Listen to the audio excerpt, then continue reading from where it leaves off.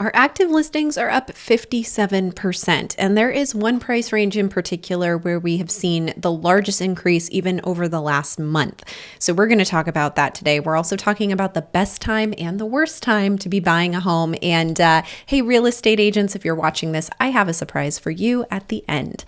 So let's talk about these active listings. Should we be worried? I don't think so, but we have certainly seen a big increase in August for active listings, which is odd. This is not our normal seasonal pattern. If we look at a year like 2014, 2015, we actually stay pretty flat in August. And then in September is when we start to see an increase in listings, and then tapers off as we get into the end of November and December. So this is not our seasonal pattern. It's also a pretty big increase between just really the beginning of August through now the beginning of September. But at 18,000 listings, I'm not worried. I don't think we are getting too many listings to where our demand can't keep up, although demand has not really been increasing despite the decrease in mortgage rates, and we will talk about that. But it doesn't seem too concerning. It's just kind of an odd pattern. So will this continue? I don't know, but we're going to have to keep an eye on it. Now, I said there is one particular price range that has seen the biggest increase, and this is between 300,000 to 350,000 single family homes. They have seen an 18% increase in supply just in August alone, which is a pretty big increase. And so, of course, the Cromford Report called this out and wanted to look into what's going on and kind of figure out what it is. And they don't really know. So what they did identify is that most of the increase in this particular price range of active listings were seen in West Phoenix and Glendale. And aside from that, we don't really have any idea why all of a sudden all these listings came on market, because most of it, they said, took place between August 15th and August 26th. Now, one of their potential theories is that a lot of homes in that area are older homes and they are also smaller homes. So maybe these are homeowners that want to upgrade their home to a larger home or a newer home, but would have to be contingent upon their home selling. Maybe the lower interest rates prompted them to make a move, but first they have to sell their home. That's one theory. You could theorize probably a number of other ideas, but that is where the Cromford Report started on. Maybe this is why this is happening, but it's definitely something to keep an eye on. So if you're a buyer and you've been thinking about that area and price range, get out there. There's a lot of extra supply going on right now. And if you're a seller in that area, first of all, let us know why you're selling. And second of all, if you feel like you're not getting a lot of activity, it's probably because there's a lot more competition. So let's keep an eye on active listings and what's going on. If this trend here continues or if we start to flatten out, it'll be interesting to see what happens. Now, we got the jobs report on Friday. August payrolls grew by less than expected, 142,000, but unemployment rate ticked down to 4.2%. We also saw that affected mortgage rates, because mortgage rates actually went down to the lowest levels since April of 2023 as of Friday. Now, Mortgage News Daily is saying the biggest catch in today's case was the fact that much of the market movement came in response to comments from several of the Fed officials who weighed in on prospects for the rate cut in a week and a half. So it wasn't really the jobs data that moved the market so much for rates to go down. They also call out the takeaway is that you should not expect mortgage rates to improve after the Fed cuts rates. And I've said this before, mortgage rates have already improved in anticipation of the rate cut. Federal funds rate is not the mortgage interest rate, and mortgage rates in the mortgage market is pricing all of this in, all of this commentary and anticipation of what the Fed will do before they actually cut the rate. So if you're a buyer waiting for the Fed rate cut, don't, because we're already seeing that in mortgage rates today. And if you're a seller waiting for that to get more activity, unfortunately, that is not going to happen. When the Fed cuts the rate, we're probably not going to even see the mortgage market move based on that. There could be other economic factors, but that's not what will likely happen. Now, where do rates need to be in order for buyers to get out there? Because I mentioned demand is not really going up. Even though we're seeing rates go down, we're just not seeing people get off the fence. So according to this article, mortgage rates falling to 5% would get the party started. They have a few different numbers in here that I wanted to share. According to this survey, 42% of prospective buyers said a 5% rate would get them back in the market. An additional 27% said they're targeting a 4% rate, while 20% said 6%. Now, I don't think 4% is realistic without a lot of other bad things probably happening. Maybe 5.5%. I could certainly see us getting to 6 at some point next year. Many prospective buyers started questioning the American dream of home ownership as we hit 8%. Now rates are down more than 1.5% from the peak. We're getting closer to home buyers' comfort zone. But as you'll see in the Cromford data that I'm going to be sharing, we just aren't really seeing a lot of demand increase, even though we're down 1.5%. That's huge for mortgage rates. That is huge savings on your payment.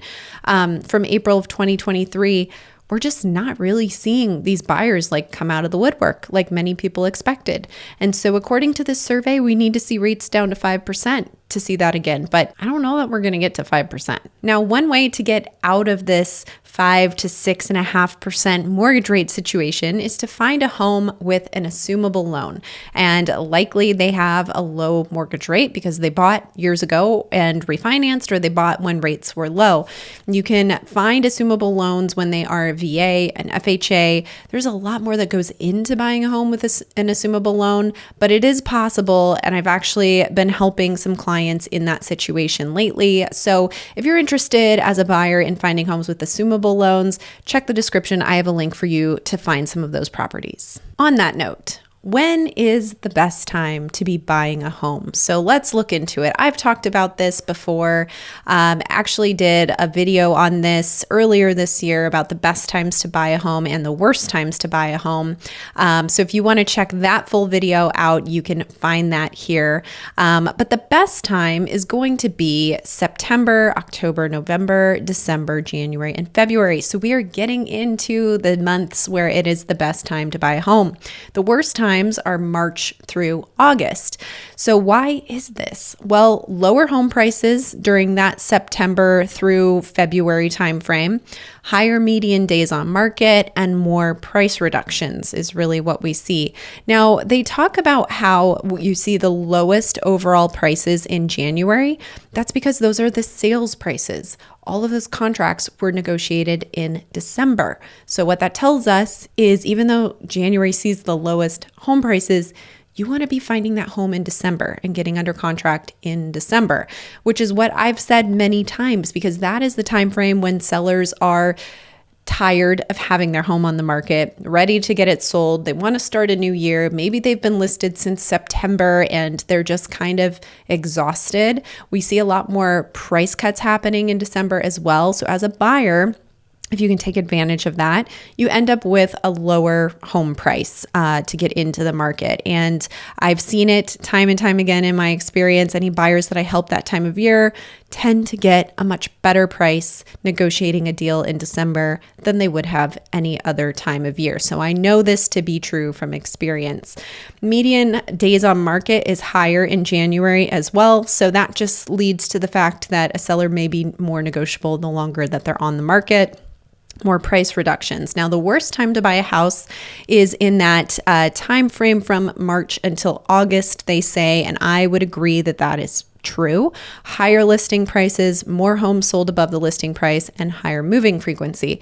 So why is this? Well, there's a lot more homes coming to the market. There's a lot more buyer activity. So you have a lot more competition as a buyer, which means that more homes sell above the listing price because there's more buyers looking at the same homes and bidding each other out. We also see during that time frame that sellers take advantage of the fact that there will be more buyer activity. So they're going to list a little bit higher and try to push price and achieve that higher price.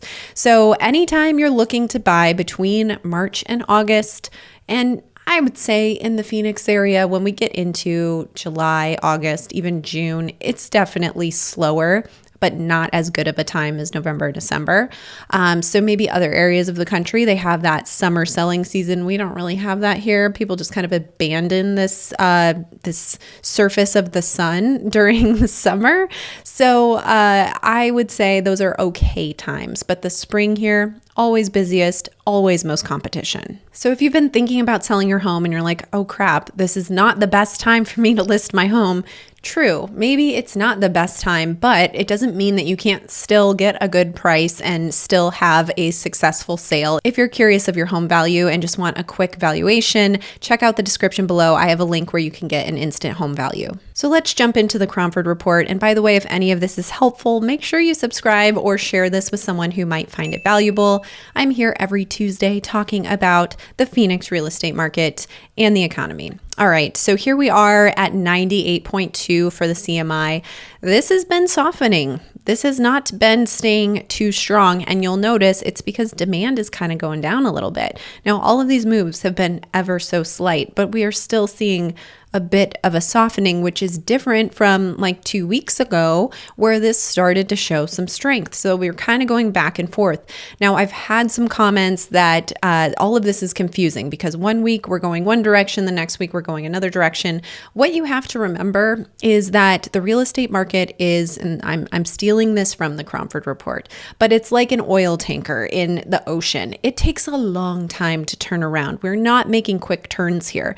So all of these things that I share where it's maybe one direction or another direction, they're small indications that, we could start heading one direction or another direction. But until we start to see a trend over a few weeks' time or a month, it's hard to know where we're heading. And even when you take a trend for a month, we could still go back in another direction and not make a full turn. So just keep that in mind as we talk about this week to week.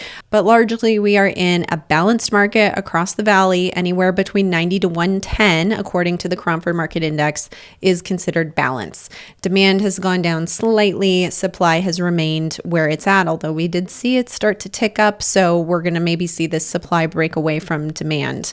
Now, for all of the major cities throughout the valley, these are their respective CMI readings. Fountain Hills is leading the pack. And what you'll see on here is a mix of some improving for sellers and some declining for sellers. Now, what you'll see is the overall change month over month was only 0.1%, whereas last week we saw it was 1.2%. So we've actually lost some ground on this chart for all of these cities, meaning that the entire market moved in a direction more favorable to buyers than sellers.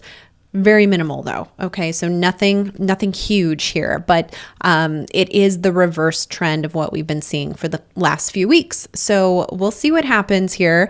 We also have our contract ratio heat map looking pretty similar as to what it was last week. We have a lot of green, which is that warm, balanced market. We still have some of those zip codes that are a little bit warmer in the East Valley, the West Valley, and North Phoenix.